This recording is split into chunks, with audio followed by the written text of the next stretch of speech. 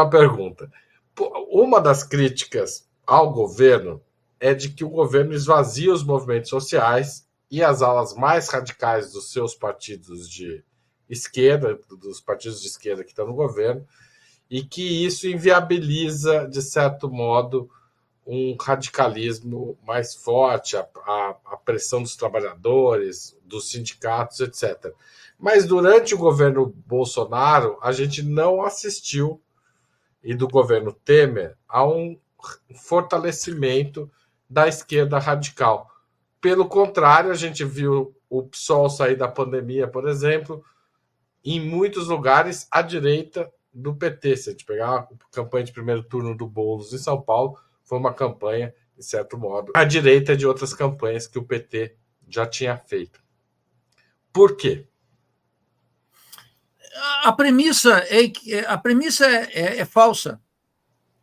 A ideia é que o governo esvazia os movimentos sociais. O que significa isso?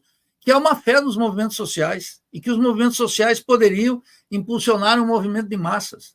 Há um equívoco profundo. O principal teórico, aquele que elaborou um livro sobre isso, lá atrás, aí em São Paulo, foi o Emir Sader, quando escreveu um livro chamado Quando os Novos Personagens Entram em Cena.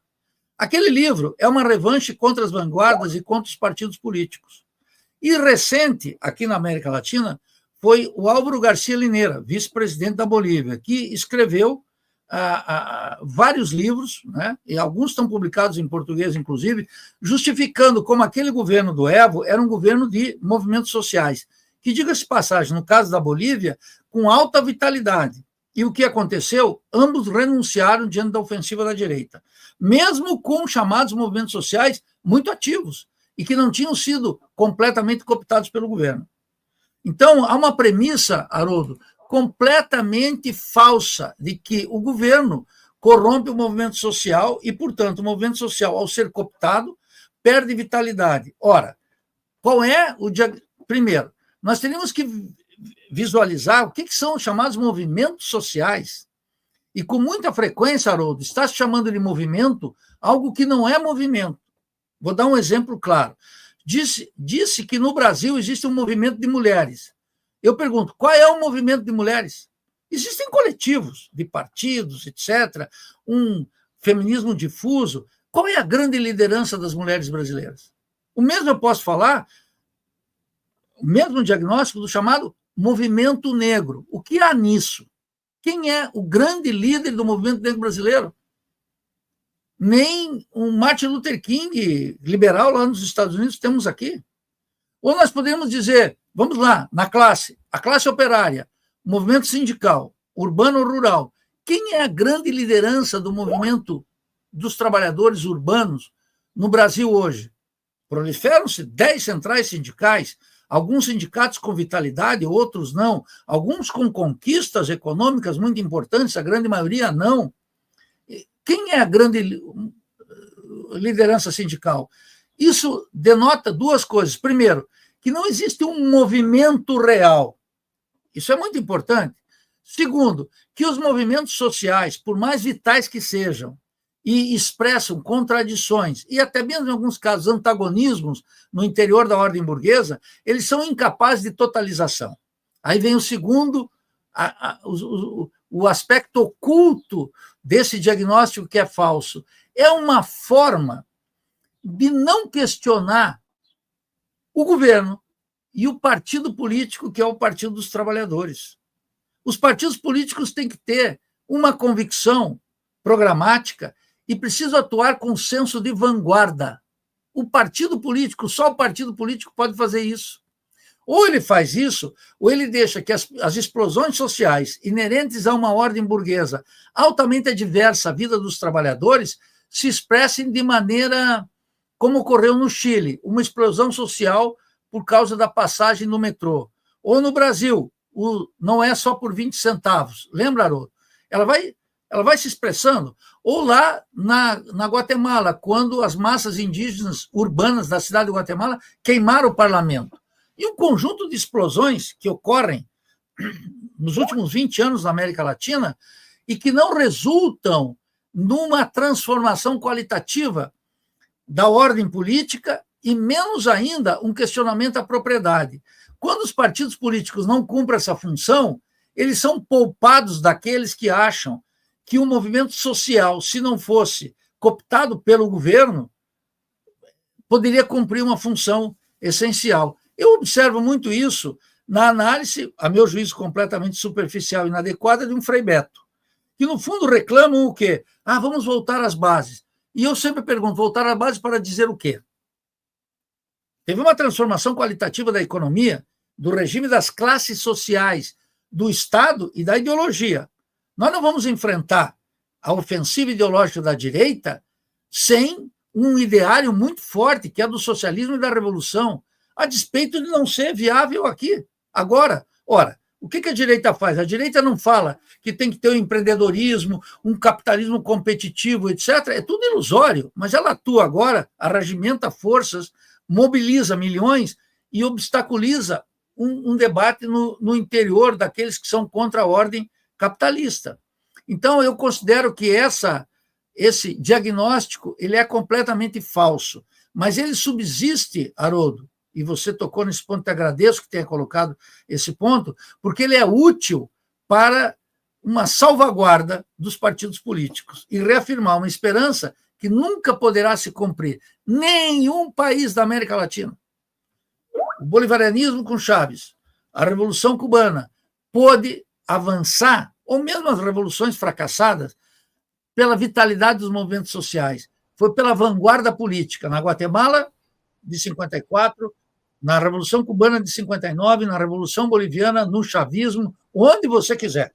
Em todos os aspectos, o tema da vanguarda política, de maneira mais ou menos articulada, que totaliza o conjunto das demandas sociais para muito além dos movimentos sociais, de suas limitações ideológicas, de suas pautas corporativas, porque o movimento social, Haroldo, ele vive de vitórias.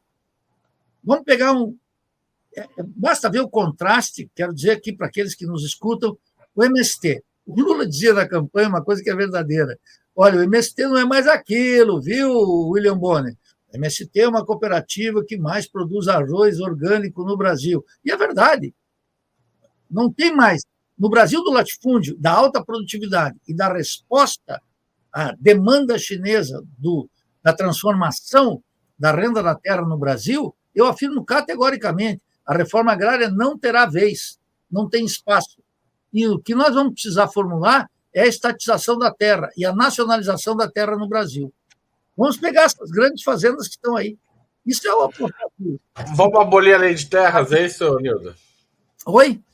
Abolir a lei de terras de 1950. 1850? 1850, os Estados Unidos fez em 51, nós em 50. Aqui a lei de terras, o que ela fez? Ela consolidou historicamente uma exigência para o desenvolvimento capitalista. E, naturalmente, liquidou o projeto de Bonifácio de Andrade de 1824, na Constituinte, que era a libertação dos escravos em 3 meses e um mundo de pequenas propriedades. Aquele projeto para o Brasil do Bonifácio de Andrade, que é muito útil, aquilo é muito oportuno para a gente ver o contraste entre o que estava acontecendo nos Estados Unidos e no Brasil. Hoje, não é só abolir a lei de terra, é acabar com o Plano Safra.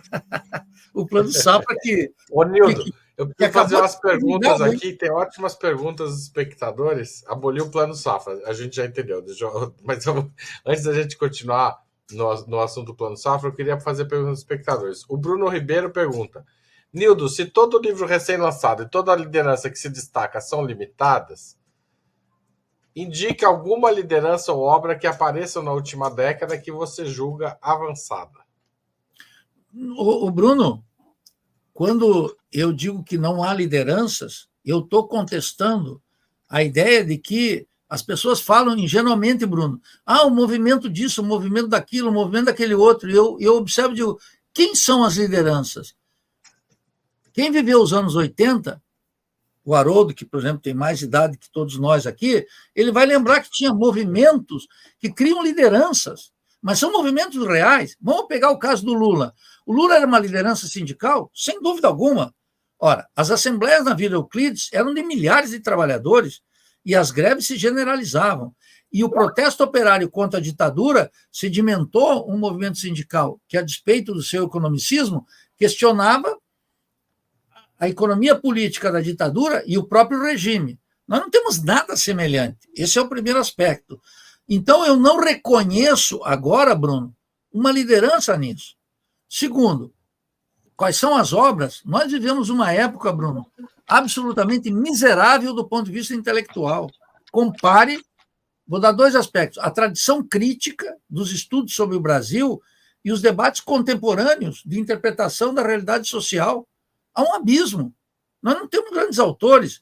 Uma grande geração de autores, das quais estão Rui Mauro Marini, Teotônio, Vânia, Darcy Ribeiro, Edmundo Muniz, e uma quantidade, Jacob Gorenda, eu podia estar falando aqui, inexistem atualmente. Então, nós não temos grandes obras agora, mas nós temos uma herança teórica que é preciso ser recuperada. É nessa que nós estamos batalhando há 30 anos, aqui no Instituto de Estudos Latino-Americanos da Universidade Federal de Santa Catarina, e na corrente da qual milito, que é a Revolução Brasileira, resgatando essa trajetória que sem ela nós não vamos avançar. E nós temos, então, que fazer uma tremenda luta política e ideológica. Vou dar um exemplo. Alguém pode analisar o racismo no Brasil sem Jacob Gorender e o escravismo colonial? Não existe a menor possibilidade. Sai Darcy Ribeiro e entra Sônia Guajajara, por favor. Há um abismo aí.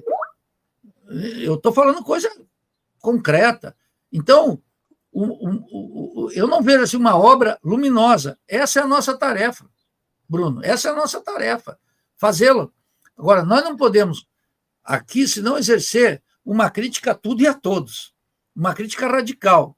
Nesse trabalho de exercitar a crítica radical, nós vamos começar a constituir o terreno adequado para que brotem o pensamento crítico. O pensamento crítico está bloqueado no Brasil e está não só vilipendiado, há uma recusa ao pensamento crítico. Em nome do quê? De um certo pragmatismo. Um pragmatismo muito rasteiro e funcional à ordem burguesa. E, claro, ilusões de todo tipo. O pensamento crítico, Bruno, ele rompe com as ilusões, ele abandona as ilusões, ele escracha as ilusões. E ele entende, sobretudo, que nós estamos numa lógica de situações extremas.